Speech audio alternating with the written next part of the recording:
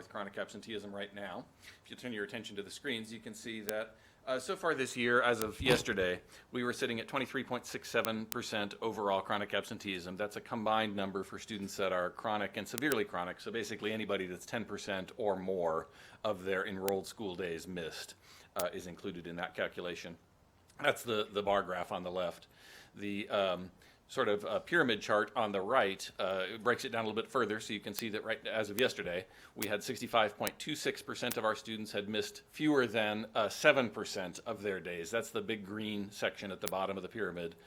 The sort of yellowish section that says 10.98%, those are students that are approaching chronic absenteeism. That's students that are between 7% and 9.99% chronically absent, so they haven't quite hit the chronic point yet, but they're getting pretty close. The orange section below that says 15.5%, those are students that are between 10 and 19.9% chronically absent. So those are the ones that are identified by federal definition as chronically absent. And then the top, the little red section at the top, the 8.26%, those are severely chronically absent students, or students who have missed more than 20% of their enrolled school days. So you can see that as of now, we're a little bit below where we were last year, that we do typically have a little bit of creep up in the last quarter of school. So right now, if I was to make a hazard a guess, I would say we'll probably end at about the same place this year that we did last year. We may have a slight decrease this year. If you look at the next chart that I have here, this one's broken down by student population. You can see that each one of those things on the bar graph is broken into the three sections, the red, the orange, and the yellow, and it works the same way. The red section are students that are severely chronic, the orange section is students that are chronic, and the yellow are students that are approaching chronic. Right now, our CIT population, that's children in transition or students experiencing homelessness, are the most severely chronic. You can see we have some other groups that are overrepresented. African American, for example, is one of the taller graphs. Pacific Islander is a taller graph. 506, which is Native American, is a taller graph. So certain populations continue to be overrepresented in terms of chronic absenteeism. And then finally, we have it sorted by grade level. This is fairly typical of what we saw even before the pandemic in terms of pattern. The percentages are higher than they would have been before pandemic in many cases. However, the pattern itself pretty well follows. You can see that for elementary school, that first one on the left is actually overall schools. Then the second one is kindergarten. We have a dip down from first grade to second grade to third grade. Fourth grade is the best attended year with the fewest number of students being chronically absent. A slight, very slight increase in fifth grade, with then a fairly good bump between fifth and sixth grade, that transition year as students go from elementary school to middle school. We see a bump in chronic absenteeism. 6, 7, 8 all experience a slight increase. Interestingly, this year we see a little bit of a departure from our normal pattern. Our ninth graders actually have a slightly reduced chronic absenteeism from our eighth graders, which I think is indicative of some of the efforts that are being made at our high schools to try to really get freshmen engaged. So I think we should be proud of our high schools for the work they're doing there to keep freshmen engaged, and it shows, because we do see, normally it's a bump year where we see a lot of kids that go up in chronic absenteeism, so the fact that we've got a decrease this year is I think something for us to be proud of. We do have a bump again though in 10th grade this year. Another slight drop from 10th to 11th grade. And then a kind of a big bump in our seniors. Our seniors are our most chronically absent grade level, which they typically are. There are lots of reasons for that, of course. Students that are severely credit deficient, students that have gone to work, students that are caring for younger siblings at home. There are many reasons why we have chronic absenteeism kind of spike with our seniors. But again, our schools really are making a lot of effort to try to get those seniors engaged and try to get them across the stage, and our graduation rates remain good. So I think we have a lot to be proud of. We certainly have some work to do. Intervention department is continuing our work in terms of work with attendance officers, work with re-engagement specialists, work through my office in terms of policy and procedures, and all those kinds of things. One of the things that we changed this year, I know Rochelle's touched on it in the past, but we changed a little bit the students that the re-engagement specialists and the attendance officers are working with. So we brought down the percentage that attendance officers look at for chronic absenteeism. It used to be that the attendance officers wouldn't really get involved until the student had hit that 10%. And we brought that down this year so that we've started to look at them in the approaching areas to try to intervene earlier with students so they never get to chronically absent. And we also brought our re-engagement specialists on board earlier. It used to be that re-engagement specialists would only get involved when a student had been unenrolled from school based on unenrollment rules. And we now get them involved when students hit 15% chronic absenteeism so that we can try to get interventions in place before students get unenrolled. And we've seen some success that way. So that's just kind of a quick overview on where we are in terms of data right now. Were there any questions that anybody had in terms of that data? Yes, Carrie Pruitt for the record. Would you mind going back to the last slide and maybe reading me because I can't see the foster numbers? Yeah, so the foster is the second column from the right. I know I can't. So I'll read you the numbers. Yeah, foster is 11.56% of foster students are severely chronically absent. 18.5% of foster students are chronically absent, and 10.4% of foster students are approaching chronic absenteeism. So overall, they're at what would that be? 29, about 39, about 39 or 40% chronic absenteeism overall. So significant, for our foster kids. Right. Okay, thank you.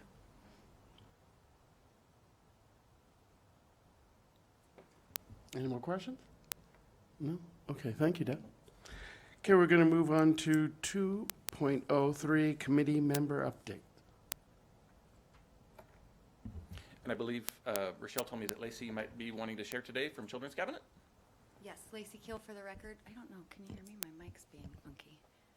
Okay, perfect. So, yes, Lacey Keel for the record, and I am here to just briefly update everybody on, I guess, where the cabinet's at currently with some new programming, and then just some reminders on current and old programming. So we recently have been awarded our Youth Build grant again. And so with this grant, we're actually able to target youth from the ages of 16 to 26 years of age. And really that target population is those youth that have ultimately dropped out, are on the verge of dropping out, and are seeking their HSE. And then they are put in that pathway of construction as well as CHW internship this year. And so we've expanded our pathways within Youth Build to really focus on students who weren't necessarily engaging with that construction piece of it, but there is still that component. So we're able to work with these students up at TMCC, get them enrolled through their HSE program while we're working as well on some college-based credits through MC3, things like that. They get a slew of assessments educationally, and then ultimate goal is to complete HSE and to end an 18-month program with about 12 college credits, and then hopefully either their CHW certification and CHW1, or their welding, HVAC, oh goodness, diesel mechanic. There was a whole bunch of other career opportunities. So we are really trying to hit the ground running, getting schools to refer. We have our first cohort is coming to an end currently. They're wrapping up classes up at TMCC now. We were actually able to get quite a few, their HSEs, and a couple are still working on that.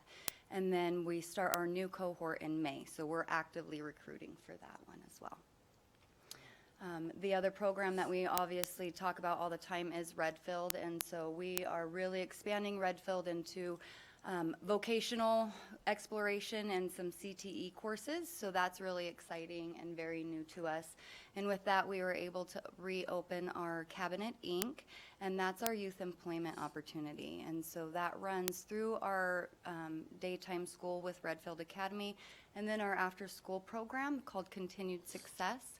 And so that targets those high school kids, gives them an extra opportunity to extend their school day, but then provides some workforce development within Cabinet Inc. And some other stackable skill certification classes. And then I also brought some flyers with me today that has all of our programs on it. Very cool. Thanks, Lacey. Thank you. Thank you. Any questions? Carrie Pruitt for the record, just a comment to just thank Lacey and her team for all they do for our kids, because as we know, traditional high school sometimes isn't a good fit for some of our kids that have a lot of challenges. So their programming is definitely a game changer for a lot of our students. I just wanted to thank you for that. Thank you. All right, well, thank you very much. We'll move on to 2.04, presentation and discussion of the Infinite Campus Monitoring Suite pilot underway as part of an effort to modernize attendance record keeping. All right, so again, Doug Taylor for the record, District Attendance Coordinator. So I presented to this commission several times about the modernization pilot that we've had underway. We started it at the start of last school year with the absence request form that allowed parents and guardians to be able to request absences online rather than having to call the school every time. We still obviously allow for calls to schools, but that turned out to be really helpful for all of our schools, elementary through high school. Then we started rolling this year, actually at the very end of last year, we started rolling classroom scanning to a couple of our high schools. So North Valley's high school is now 100% using the classroom scanning software, where students are able to scan in and record their own attendance when they arrive in class. And so that's been really successful at North Valley's high school. We rolled it to Worcester this year.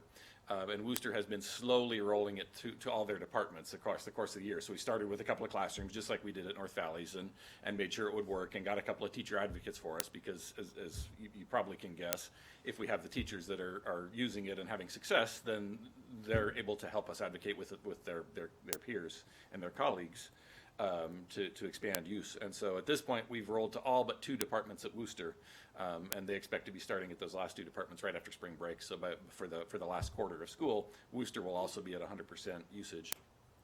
We're pursuing funding right now to be able to continue the pilot or to continue the adoption next year. It won't be a pilot anymore next year. It'll be a full adoption. So if we are able to receive that funding, then the district will continue to pay for the suite through Infinite Campus, and at that point we anticipate being able to roll to all high schools for the start of next school year.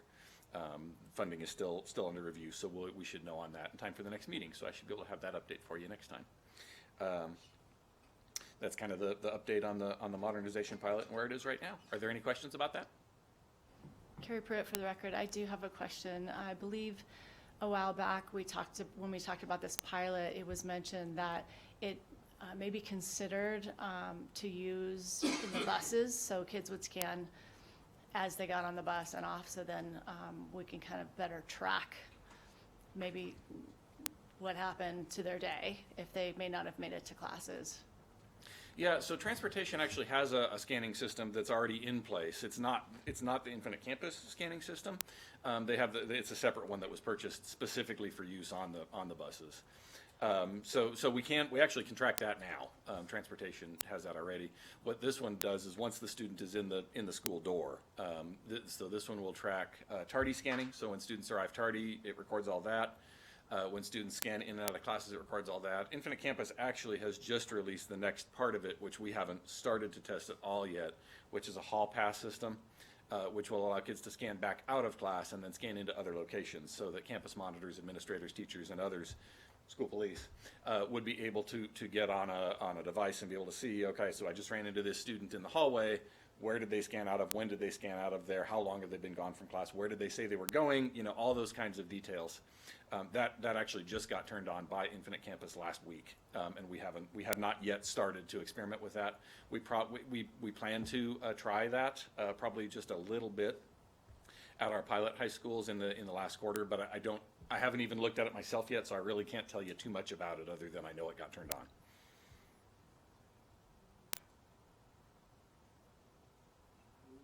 Any further questions? All right. We'll move on to 3.01. Do we call for any public comment? I've received no public comments.